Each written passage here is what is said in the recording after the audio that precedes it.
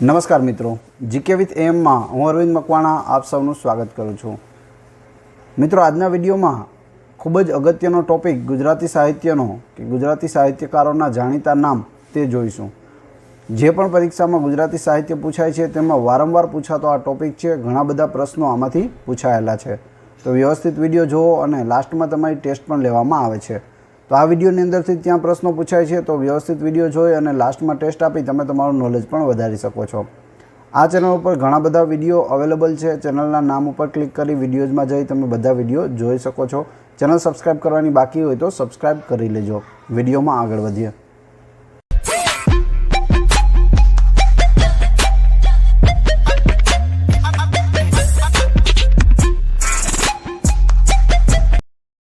પંડિત યુગના પુરોધા, મહાનવલકાર, સંગમ યુગના દ્રષ્ટા, સાક્ષર શિરોમણી, સાહિત્ય દિવાકાર, ખારા જળમાં મીઠી વીરડી, ગુજરાતી ભાષાના જાગૃત ચોકીદાર, નવી કવિતાના આદિપુરુષ, આવા ઘણા બધા પ્રશ્નો છે પૂછાતા હોય છે। આપણે જોઈએ આગળ બધું આવશે।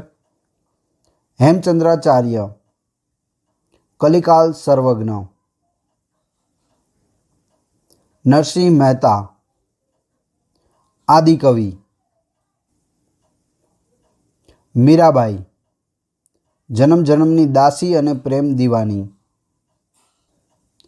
તો શું જોયું આપણે સ્લાઇડમાં? હેમચંદ્રાચાર્યનું જાણીતું નામ કયું છે? કલિકાલ સર્વજ્ઞ। નરસિંહ મહેતાનું જાણીતું નામ આદિકવિ અને મીરાબાઈનું જન્મ જન્મની દાસી અને પ્રેમ દીવાની।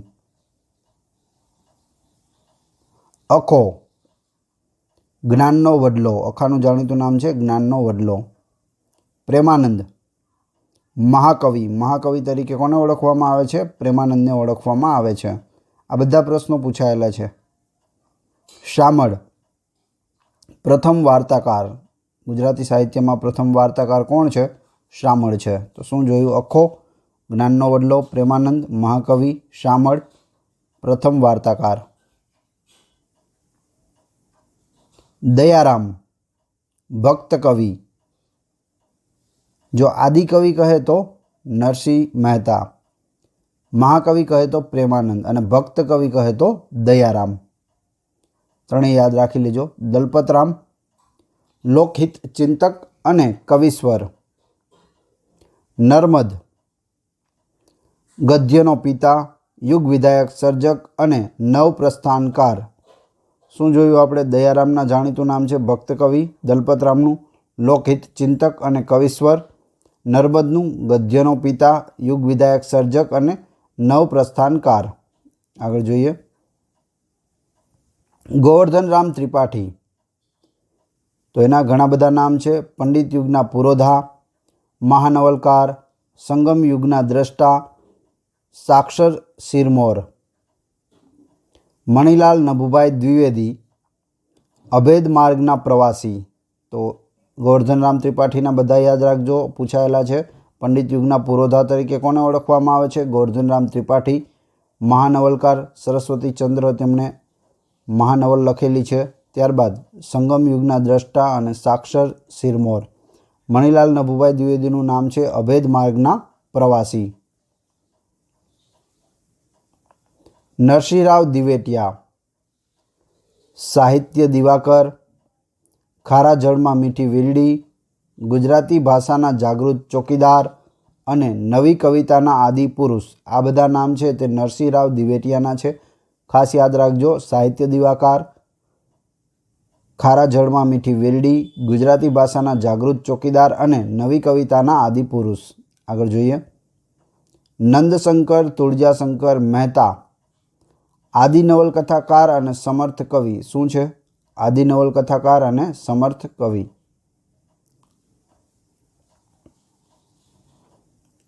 રમણલાલ દેસાઈ, યુગમૂર્તિ વાર્તાકાર, યુગદર્શી નવલકથાકાર, વાર્તા સર્જનનો એક માતબર યુગ, એટલે રમણલાલ દેસાઈ। કલાપી, રંગદર્શી કવિ, સુરતાની વાડીનો મીઠો મોરલો, પ્રેમ અને અશ્રુ એટલે કે આંસુના કવિ। તો બધું યાદ રાખજો। રમણલાલ દેસાઈના જાણીતા નામ છે યુગમૂર્તિ વાર્તાકાર, યુગદર્શી નવલકથાકાર, વાર્તા સર્જનનો એક માતબર યુગ એટલે રમણલાલ દેસાઈ। કલાપી, કલાપીનું પૂરું નામ પણ ઘણી વખત પૂછાયેલું છે. સુરસિંહજી તખ્તસિંહજી ગોહિલ કલાપીનું પૂરું નામ થાય છે. તો રંગદર્શી કવિ, સુરતાની વાડીનો મીઠો મોરલો, પ્રેમ અને અશ્રુના કવિ. કવિ કાંત, મણિશંકર રત્નજી ભટ્ટ એટલે કવિ કાંત ખંડ કાવ્યોના સર્જક તરીકે ઓળખવામાં આવે છે. નાનાલાલ ડોલન શૈલીના કવિ અને કવિવર તરીકે ઓળખવામાં આવે છે નાનાલાલને. કાકા સાહેબ કાલેલકર સવાઈ ગુજરાતી તરીકે ઓળખવામાં આવે છે. તો કાંત ખંડકાવ્યોના સર્જક, નાનાલાલ ડોલન શૈલીના કવિ અને કવિવર, કાકા સાહેબ કાલેલકર સવાઈ ગુજરાતી. ઝવેરચંદ મેઘાણી રાષ્ટ્રીય શાયર, કસુંબલ રંગના ગાયક. ધૂમકેતુ ગૌરીશંકર જોશી એટલે ધૂમકેતુ ટૂંકી વાર્તાના કસબી, પોસ્ટ ઓફિસ તેમની ખૂબ જ જાણીતી ટૂંકી વાર્તા છે. રમેશ પારેખ ગુજરાતી કવિતાનો નાયગ્રા ધોધ, 6 અક્ષરનું નામ તેમનું ઉપનામ છે રમેશ પારેખનું, અમરેલીના છે, ગુજરાતી કવિતાનો નાયગ્રા ધોધ તરીકે ઓળખાય છે. તો ઝવેરચંદ મેઘાણી રાષ્ટ્રીય શાયર, કસુંબલ રંગના ગાયક, ધૂમકેતુ ટૂંકી વાર્તાના કસબી અને રમેશ પારેખ ગુજરાતી કવિતાનો નાયગ્રા ધોધ. આગળ જોઈએ. જ્યોતિન્દ્ર દવે હાસ્ય સમ્રાટ તરીકેનું બિરુદ જ્યોતિન્દ્ર દવેને મળેલું છે. ઉમાશંકર જોશી વિશ્વ શાંતિના કવિ તરીકે ઓળખવામાં આવે છે ઉમાશંકર જોશીને. બકર ઠાકોર એટલે કે બળવંતરાય ઠાકોર સમર્થ સોનેટકાર, પ્રથમ સોનેટ ભણકારા બકર ઠાકોરે લખેલું છે. તો સમર્થ સોનેટકાર કોણ? બકર ઠાકોર. વિશ્વ શાંતિના કવિ તરીકે કોણ ઓળખાય છે? ઉમાશંકર જોશી. અને હાસ્ય સમ્રાટ કોને કહે છે? જ્યોતિન્દ્ર દવેને. રણછોડભાઈ ઉદયરામ દવે નાટ્ય સાહિત્યના પિતા. આનંદ શંકર ધ્રુવ મધુદર્શી સમન્વયકાર. ચંદ્રકાંત બક્ષી ઘટનાના બેતાજ બાદશાહ. જો પ્રશ્ન પૂછવામાં આવે ઘટનાના બેતાજ બાદશાહ તરીકે કોને ઓળખવામાં આવે છે? ચંદ્રકાંત બક્ષીને પ્રશ્ન પૂછાયેલો છે. ત્યારબાદ મધુદર્શી સમન્વયકાર કોણ છે? આનંદ શંકર ધ્રુવ છે. નાટ્ય સાહિત્યના પિતા તરીકે કોણ ઓળખાય છે? તો રણછોડભાઈ ઉદયરામ દવે. આગળ જોઈએ. ગીજુભાઈ બધેકા બાળ સાહિત્યના બ્રહ્મા, બાળકોની મૂછાળી મા તરીકે ઓળખવામાં આવે છે ગીજુભાઈ બધેકાને, અને બાળ સાહિત્યના બ્રહ્મા તરીકે પણ ઓળખાય છે. ગુણવંતરાય આચાર્ય સાહિત્યના દરિયાનો ખેડૂ. તો દરિયા વિશે ઘણી બધી, દરિયાલાલ એની ફેમસ કૃતિ છે, એ સિવાય પણ દરિયા વિશે ઘણી બધી કૃતિઓ લખેલી છે તેમણે. તો ગીજુભાઈ બધેકા પૂછાય તો સાહિત્યના બ્રહ્મા, અને સાહિત્યના દરિયા ખેડૂ તરીકે કોણ ઓળખાય છે? ગુણવંતરાય આચાર્ય. હવે તમારી ટેસ્ટ, જે આપણે વિડીયો જોયો તેમાંથી તમને અહીં પ્રશ્નો પૂછવામાં આવે છે, તો કમેન્ટ બોક્સમાં તમારે તેનો જવાબ આપવાનો છે, જેથી મને ખ્યાલ આવે કેટલા લોકો વ્યવસ્થિત વિડીયો જુએ છે અને કેટલા લોકોને આ પ્રશ્નોના જવાબ આવડે છે. જવાબ ન આવડતા હોય તો ફરીથી એક વખત વિડીયો જોઈ લેજો, કેમ કે આવનાર તમામ પરીક્ષા માટે આ મોસ્ટ આઈએમપી છે. વિડીયો પસંદ આવી હોય તો લાઇક કરો, કોમેન્ટ કરો, તમારા બધા મિત્રોને વિડીયો શેર કરો.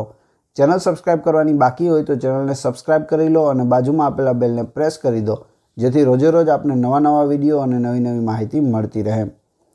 ડિસ્ક્રિપ્શનમાં મારી ટેલિગ્રામ ચેનલ અને વોટ્સઅપ ગ્રુપની લિંક આપેલી છે, ત્યાં જોડાઈ જશો તો ત્યાં તમને daily newspaper, daily current affair, most IMP PDF અને લેટેસ્ટ ગવર્મેન્ટ જોબ અપડેટ મળતી રહેશે. નીચે મારો નંબર આપેલો છે, તે નંબર ઉપર GK લખી વોટ્સએપ કરી દેશો તો હું તમને લિંક મોકલી આપીશ. તે રીતે પણ તમે વોટ્સએપ ગ્રુપમાં જોઈન થઈ શકો છો. ટેસ્ટમાં પ્રથમ પ્રશ્ન છે, આદિકવિ કોનું જાણીતું નામ છે? ઘણી વખત પૂછાયેલો પ્રશ્ન. બીજું, પ્રેમાનંદનું જાણીતું નામ શું છે? જે આપણે વિડીયોમાં જોયું તે. કસુંબલ રંગના ગાયક તરીકે કોણ ઓળખાય છે? અને 4, પ્રથમ વાર્તાકાર કોણ છે? તો 4 પ્રશ્નોનો ક્રમશઃ જવાબ તમારે આપવાનો છે. આશા રાખું છું આપને વિડીયો પસંદ આવ્યો હશે. મળીએ છીએ નવા વિડીયોમાં. Thanks for watching my video.